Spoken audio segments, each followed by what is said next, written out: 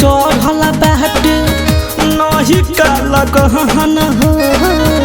तोहर के देखी मनवा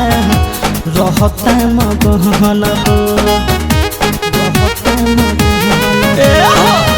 जोहिया से चढ़ल बाट नई का लगहन हो तोहर के देखी मनवा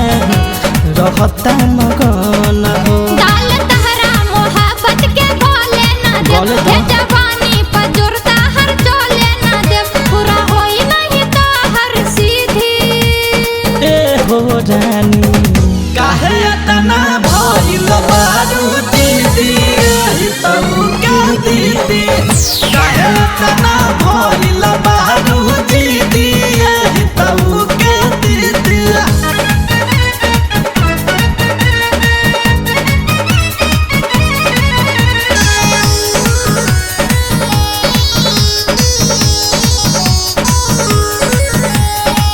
सुंदर शरीर आपन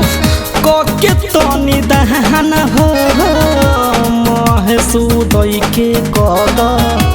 तू कल्याण हो अरे तनी हम सकलो पर ध्यान दे दो ए हो सुंदर शरीर आपन कके तनी दहन हो रेखा हो कद तनी तू कल्याण हो अच्छा मठा प्यार वाला तोहरा के माहे ना दे न सिखावा तू प्यार वाला विधि देखो ए काहे इतना भइल बारू दीदी तू का दीदी